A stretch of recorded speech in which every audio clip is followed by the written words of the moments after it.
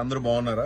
Actually నేను ఎందుకు ఈ వీడియో చేస్తున్నానంటే బిగ్ బాస్ గ్రాండ్ ఫినాలే అయిపోయిన తర్వాత నేను కొన్ని విజువల్స్ చూశాను. అది చూసి చాలా బాధపడ్డాను.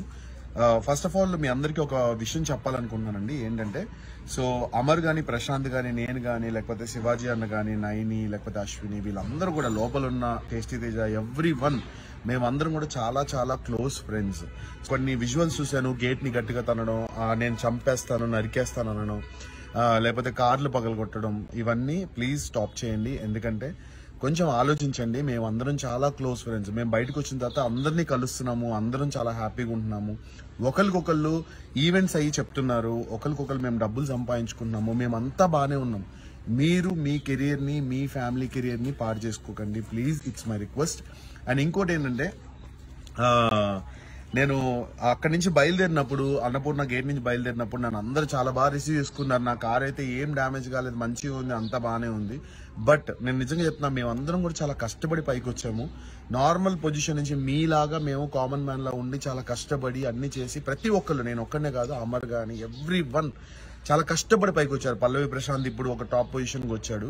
సో మీరందరూ కూడా మీరు యాజ్ అ కామన్ మ్యాన్ గా మీరు వాటికి సపోర్ట్ చేసి మీరు తనని గెలిపించినందుకు మేము చాలా హ్యాపీ, మీరు చాలా happy, everyone are happy.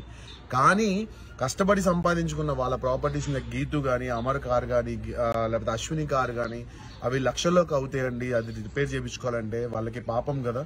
So కొంచెం మీరు కూడా ఆలోచించండి. ఇది పర్సనల్ గా తీసుకోకండి. Bigg Boss is just a game. ఆ హౌస్ లో ఉన్నంత వరకే. తర్వాత బయటకు వచ్చిన తర్వాత మేమందరం చాలా క్లోజ్ ఫ్రెండ్స్ లా ఉంటాం. మీరు చూసే ఉంటారు. తేజ గానీ, నేను గానీ, వాడు నన్ను నామినేట్ చేసినా కూడా నేను ఎంత క్లోజ్ గా మూవ్ అవుతున్నా, వాడు నాకు బెస్ట్ ఫ్రెండ్ అయిపోయాడు. సో బయటకు వచ్చిన తర్వాత మాకు ఎటువంటి కోపాలు తాపాలు అయితే ఉండవు. మీరు సేఫ్ గా ఉండండి. మీ కెరీర్ గురించి ఆలోచించండి. మీరు మంచి పొజిషన్ కి రావాలని ఆలోచించండి. మీలో ఎవరన్నా మళ్ళీ కామన్ మ్యాన్ గా బిగ్ బాస్ కి రావాలని ఆలోచించండి తప్ప ఇలా కొట్టేస్తాను, చంపేస్తాను, నరికేస్తాను వాళ్ళ పర్సనల్ లైఫ్ లోకి మాత్రం వెళ్ళకండి. మొన్న కార్లో అమర్ వాళ్ళ అమ్మగారు కూడా దెబ్బలు తగిలాయి. So please it's my request అందరికి, కొంచెం మీరు కూల్ డౌన్ అవ్వండి, కామ్ డౌన్ అవ్వండి. ప్రశాంత్ విన్ అయిపోయాడు, బిగ్ బాస్ అయిపోయింది, మేమందరం హ్యాపీ, మీరందరూ హ్యాపీ, మనందరం సరదాగా లైక్ ఎంజాయ్ చేద్దాము వాడి గెలుపుని. మేమందరం చాలా క్లోజ్ ఫ్రెండ్స్. మీరు కూడా అందరూ కొంచెం సైలెంట్ అయ్యి కూల్గా ఉండండి. ఎవరిని హర్ట్ చేయకండి. మీరు పోలీస్ కేసులు, మీ ఫ్యామిలీకి పైన పోలీస్ కేసులు మీరు తెచ్చుకోకండి.